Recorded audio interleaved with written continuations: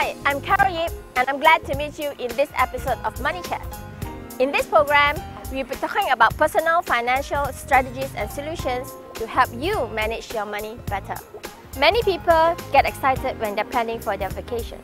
And during vacation, they spend without thinking what will happen next. Let's look at this week's case.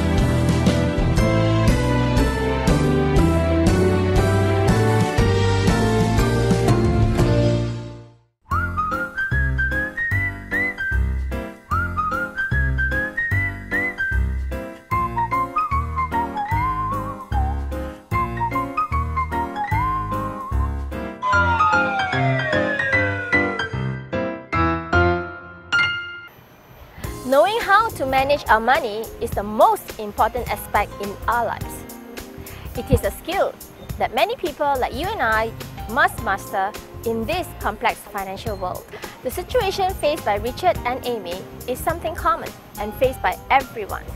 Now, if you find yourself in similar situation, don't be surprised. How do you overcome this? Let me share with you some secrets. First, do your research before the trip. Find out how much the trip will cost for food and accommodation, and some spending money. Create a budget for your spending which is within your salary and what you have saved for the trip. Second, if you decide to take along cash, keep your spending within this amount. If you take a credit card, limit your spending to 30% of the limit. Planning a vacation is wanted pleasure, fondly remembered, and two-thirds aggravation, totally forgotten. I didn't say that. Robert Bronte said it. So plan your vacation well and have fun. So tell me, Jess, do you do your monthly budget for your salary? Yes, I do. So how do you do it? Normally, I just write in a paper, but after a month, I will just throw it away and then do a new one. Selalunya every month before dapat gaji, I akan tulis dalam notepad dalam laptop. Itulah yang untuk makan, untuk shopping, untuk keluar jalan-jalan, tengok movie. So total out kan lah.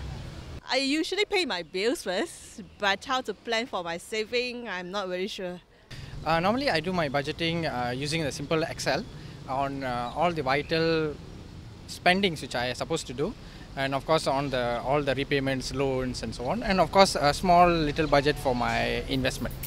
So, after hearing all that, how have you been taking care of your money?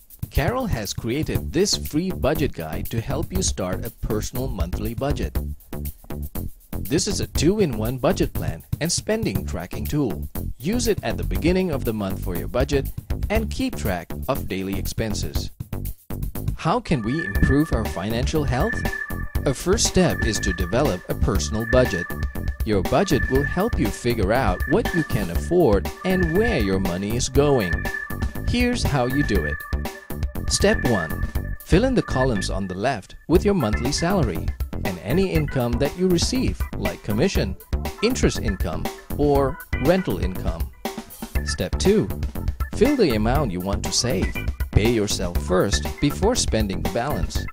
What does this mean? It means you need to save at least 30% of your monthly income as cash reserves for the future, including buying a house, a car, for investments in stocks, unit trusts, properties, future retirement, emergencies, medical and hospitalization. Step 3.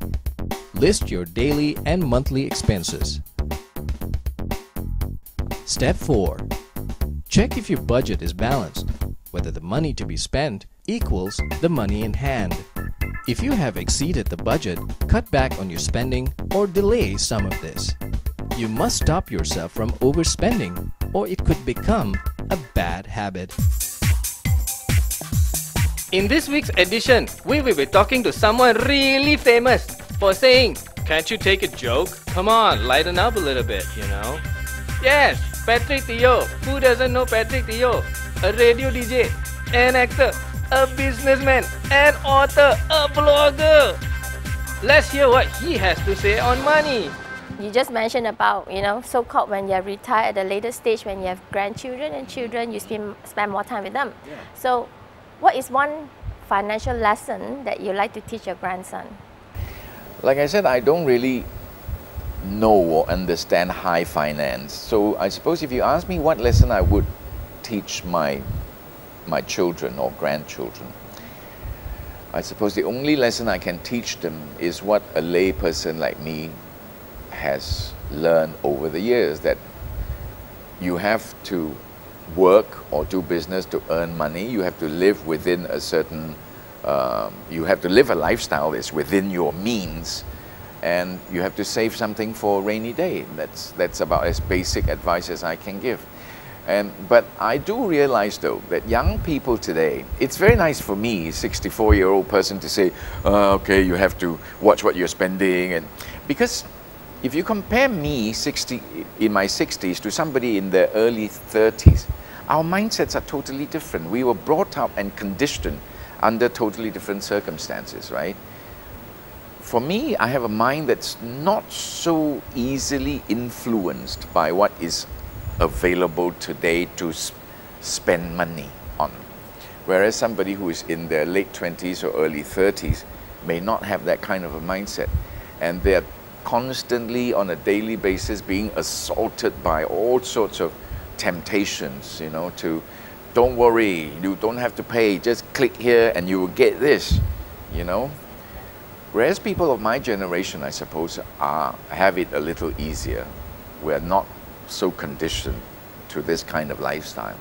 So it's easy for us to step back and say, okay, do I need this? Can I afford this? Shall I defer this to another time? Whereas for people like my children, they may not have that advantage, To me, a credit card is merely a convenience. It is not a treasure trove for you to go and take out stuff to, It's convenient. If you go out somewhere and you want to sign for a 20 ringgit meal, fine, it's convenient, but it's not a treasure trove. We have just been with our radio and stage personality, Mr. Patrick Teoh, and he has shared with us his personal financial philosophy. His message to young folks is, do not spend what you don't have. More often than not, we spend beyond our means, especially with our first credit card. But as what Patrick just said, that credit card is not our treasure trove. Till we meet again, be smart with your money.